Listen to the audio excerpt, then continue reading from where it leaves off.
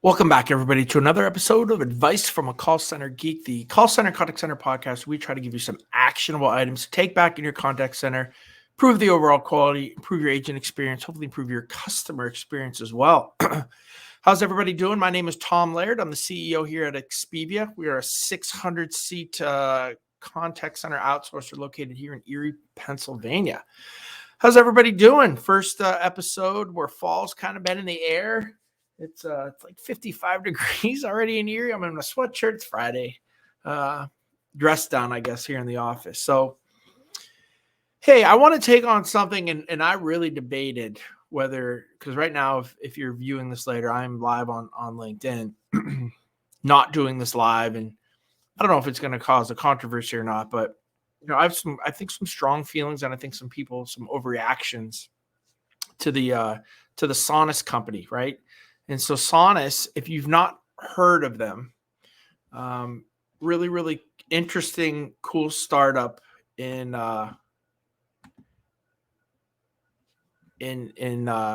Silicon Valley. And what they have done is they've created a voice product that you can basically put over somebody who's maybe in the Philippines or Indian over their voice to make it sound more American, right? So you don't have that really heavy accent.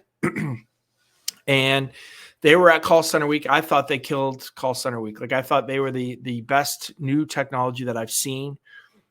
It was really mind-blowing when you took the demo with it. I thought it was, hey, thanks, guy. Appreciate it. Just got a great podcast, man. I thought it was really interesting, and I think it could evolve. What happens in the outsourcing space, especially when you offshore. Now, listen, I'm a USA BPO, right? This is like a direct, I guess, competitor. This would be something that you could say, hey, listen, if my offshore, contact centers, if they can sound, right? And then this is where we're going to get into the kind of the controversy, right? If they can sound more like the person they're talking to, right? We think that, that is a plus for that. So the problem with this is that, again, a lot of people have been pushing back, and the company has been getting blowback about, either being racist, taking away cultures of other organizations that have rich languages, rich cultures, and just making them, quote unquote, sound more white, right? So I've done a lot of research on the company. I've read as much as I possibly can. The founders, none of them are white, right? I think they said in one of them that over 80% of their company is of a non-white race, right? So I don't think there's any type of racial undertones here. I love what the CEO has said. And he basically says, we want to kind of take away how we say things and focus more on what we say, right? No one, if I'm calling to get my refrigerator repaired, right, I would just want to get my problem fixed as quickly as possible.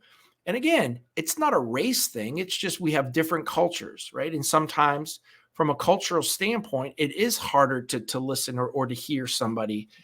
When we're talking to somebody offshore, it can cause more frustration. We can kind of go around the fence on this a little bit, but no, it is. I mean, we talk about there is a difference between onshoring and offshoring, right? It's not because they're not intelligent, right? It's not because they do a poor job, right? It's because a lot of times there is some frustration with language barriers, right? And so this company is kind of coming in to give a tool, right, to an offshore company that really wants to do more business. I think it's going to help them, not hurt them.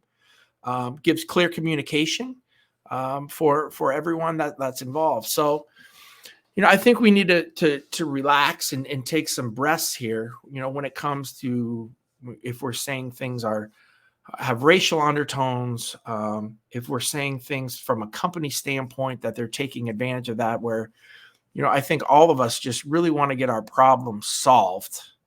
And I think this is a quicker way to do it. And I think this tool is really amazing. So again, I'd love to hear what some of you guys think about this as you're, as the weeks go on and more people kind of listen to this and kind of we can have a really, I think, hopefully an adult, conversation on this, because AI is coming into play, right? So, whether it is, AI by itself or some type of tool that's over our voices from an AI standpoint, what is the difference there, right? Is there an ethical issue, when it comes to that as well? So I think there's a lot to this. But from everything that I've seen, these guys are doing a great job. I think they're going to create more business, to be honest, probably offshore. It's going to hurt probably people like me that are onshore, or it's going to force us, to do cooler things, right? We've always, fought against, or not fought, but understood the battle with offshore, right? And even near shore, if you're in the States. I mean, talk about prices, right? If you're going offshore, you could be, maybe with this tool, maybe you could be at a call center that's $6, right? But you're going to be in probably that 8 to 10 world, depending on who you're using. Near shore, you're going to be in that 14 to 18 world. You come to the States, you're going to be high 20s, mid 30s, right? So I think the only thing that what this is doing is it's making me think, right? We just can't, and I've had this mindset for a while, but I think a lot of the US BPOs, to compete, you can't just have a butt in a seat, right? You can't just have an agent taking calls and that's all they do. There has to be value add, right? And we're not just talking about quality, right? I think because everybody's, playing in that quality space, but when it comes to, analytics, how deep can you get into giving, not only sentiment, but giving real marketing data back to clients, back to customers. What can you do from a self-service model? What can you do from an integration standpoint? What are some of the things from a reporting and ease of use access, right? How can you make yourself different when you can't compete on price, right? Which is kind of an age-old question, and one that I think a lot of us battle with. And that's kind of how and we have kind of gotten through this, is to provide as much value as we possibly can. And I know a lot of the USA BPOs do that, right? So, making sure that as much as we possibly can, the value that we're getting is much better than just having somebody offshore, at $10, just maybe answer a call and have the voice. So John Lawrence just kind of, let me see if I can pop his question or his thing up here, his comment. So I don't see how this could be considered negative as long as it is strictly regarding the accent. Sounds like an innovative solution. Yeah. And I think, John, I think that's the main deal, right? It seems like we're very, in today's society, we push the button on certain things really, really quickly without really thinking things through. Again, this is accent. Now, maybe they're going to come out with a US kind of piece, right? Where when we're calling in, if there's a, this is a hypothetical, but let's say like my call center is now taking calls from the UK or Scotland, right? And maybe they'll develop it where my reps, right, can have that, that British accent. Like, I think, this isn't just, we're looking at it kind of one way. I think that there's a lot of different things that could come to play in this. And again, I love that. I'm going to say it again. I love what they said. It's not how we're saying things, right? It's what we're saying. And the point is to understand more about what we're saying than the process of how we're saying it, right? And if you can make the what we say, much clearer, much easier for a certain group of customers that are calling in, right? That's how we have to think of this too, right? This is a business, right? How do we make the best product that we can for our customers, right? Do our customers want to hear this type of language or this type of accent or this type of accent? I mean, we can say no, but we all know that in reality, right? Americans want to kind of hear from that American side. I mean, people market it. Big companies market, hey, USA customer support, right? There's a reason for that. So again, I think it's, if they can, make the product that they're using offshore better by this tool, by this company, I think it's a great idea. Listen, these guys reach out to me. I'd love to invest in it. I got to talk to these guys too. I think, again, what I saw at Call Center Week was really amazing. Totally seamless.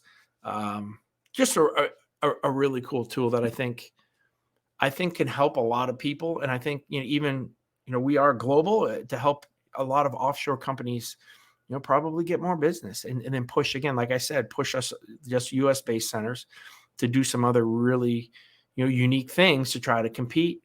It's hard right now, with the recession, with inflation. I probably should say more inflation, with the agents and trying to find a really stable workforce. There's no way right now that I could bring people back into the office. If I said, hey, I want everyone to come back, I would have a revolt. Now we have some people that are still here and some of our agents that are still here, but at this second, it's pretty difficult, especially from a pricing standpoint. Everybody has gone up. I mean, this whole $15 minimum wage push, I think it's already done. Like there's nobody that really needs, no law needs to be set. If you're paying somebody here, like Pennsylvania, it is insane. Like our minimum wage is like $7.25. I don't know anyone who's paying that for any job whatsoever. You couldn't get a person. So again, I would say that the minimum wage is already $15. That's about where we are at right now. Which would be insane for an area like us. Just talking a couple years ago. So again, that's all. I just wanted to kind of put my 2 cents in on this. If you Google them, right, there's so many negative websites and news organizations that have kind of took to hammer them, that I think it's a little unfair, especially for what they're doing.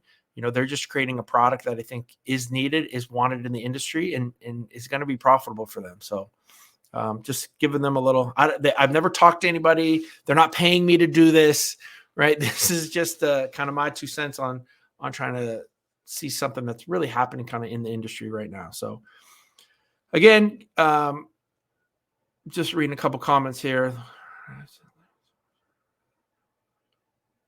Yeah, I agree. John, I agree. Understanding really, really heavy accents is very difficult, right? And I'm sure it's difficult both ways. So if we can kind of bridge that gap, I don't see how that's a negative, or it's demeaning a culture or race or anything like that. So, all right, guys, that's my 2 cents on this Friday. I hope everybody has a great weekend, and I will talk to everybody next week.